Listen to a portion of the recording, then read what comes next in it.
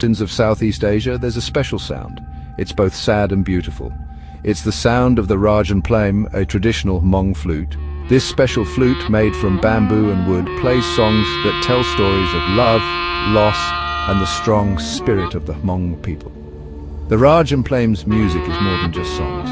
It connects us to Hmong culture, history, and soul. You can tell it's a Raj Nplaim right away. Its sounds are clear and strong, and they can make you feel all sorts of emotions, from happy songs about good harvest to sad songs remembering family members who have passed. The Raj Nplaim tells the story of the Hmong people. It's an instrument that touches your heart, reminding you of where you come from and the stories your grandparents told. The Raj Nplaim's music is sometimes sad but also hopeful. This is like the Hmong people's history, which has both hard times and good times. The music can make you miss your old home, but it can also make you feel hopeful and happy to be alive. It's this mix of feelings that makes the Raj Nplaim so special. When we learn about the Raj Nplaim, we learn about the amazing Hmong culture. Through its music, we learn about what Hmong people believe, what's important to them, and their traditions. The Raj Nplaim isn't just a flute, it shows how strong the Hmong people are. They've kept their music alive for many years, and in many different places. The Raj Nplaim isn't just an instrument, it's a connection to the Hmong people's past. To really understand why the Raj Nplaim is important, we need to learn about the Hmong people. Their story is about moving to new places, learning to live in new ways, and always remembering where they come from.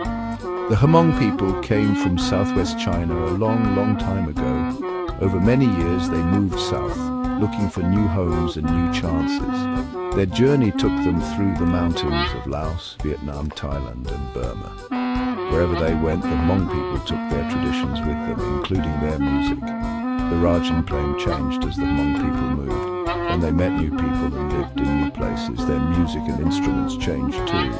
Different kinds of Raj Nplaim were made in different places, showing all the different things that influenced the Hmong people. It's important to know about the Hmong people's journey to understand why the Raj Nplaim is so important. You can find different types of Raj Nplaim all over Southeast Asia. This shows how Hmong people spread out and how they kept their traditions, while also learning new things. The story of the Raj Nplaim shows how strong Hmong people are and how much their culture means to them. When the Hmong people traveled across Southeast Asia, it changed the Raj Nplaim. As they moved, they found different kinds of music and different materials. This changed how the instrument was made and how it sounded. In the mountains of North Laos and Vietnam, the Raj Nplaim was made from things found in the forest. Bamboo, which was easy to find and made a good sound, was used to make the body of the flute. The reeds, which make the sound, were made from plants that grew nearby. When the Hmong people moved south, the Raj Nplaim changed again. In the lowlands of Thailand and Cambodia, there were different kinds of wood, so they started using hardwood for the flute, which changed how it sounded. These changes show how clever and adaptable the Hmong people are. Even though it was hard to move to new places, they kept their music alive. They used new materials and learned new ways to make the Raj Nplaim. So, the Raj Nplaim shows how the Hmong people kept their culture while also learning new things from the places they lived. Making a Raj Nplaim shows how skilled Hmong craftspeople are and how much they care about their music. Each flute is made by hand, and every step follows traditions that have been passed down for many years. First, they choose the right materials. Bamboo, which is strong and makes a good sound, is the most important part. The craftsman chooses a piece of bamboo that is the right size and thickness to make a good sound. Then the bamboo is carefully cut, shaped, and hollowed out to make the body of the flute. Next, the craftsman makes the mouthpiece and reed. These were usually made from gourds or reeds. The gourd or reed is carefully shaped, and a thin piece is made that vibrates to make the sound when you blow into it. This is a tricky job, and you have to know how the materials make sound.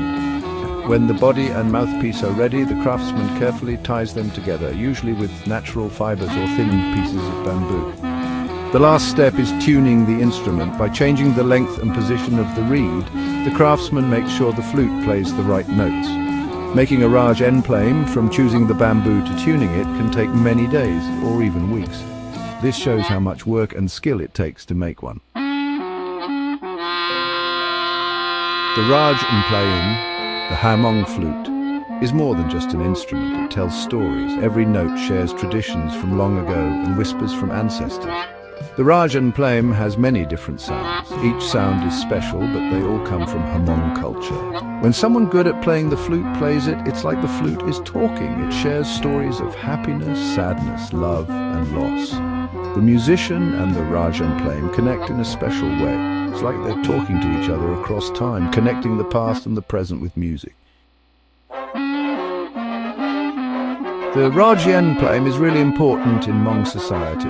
It's not just for music, but it's also used to tell stories and connect with spirits. The music from the Raj Nplaim can make you feel all sorts of things, happy, sad, and everything in between. It's often played at important ceremonies and rituals, showing the deep traditions of the Hmong people.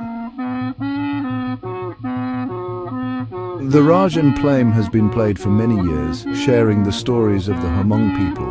But it's not just about the past. The Raj Nplaim is also for the future. Young Hmong musicians are mixing traditional music with new sounds, making music that everyone can enjoy. This means the Raj Nplaim will always be a part of Hmong culture. It's really important to keep Hmong music alive. The Raj Nplaim, with its history and importance to Hmong culture, is a big part of this. People are teaching young people how to play the Raj Nplaim so its music continues. Workshops, festivals and classes are helping to keep the tradition alive. It's a beautiful way to remember the past and teach the future. The Raj Nplaim is super important. It shows how strong, unique and connected the Hmong people are. Even when things were hard, the Raj Nplaim was always there, like a friend. Its beautiful sound reminds us of the amazing Hmong culture. As long as people play the Raj Nplaim, Hmong heritage will stay alive.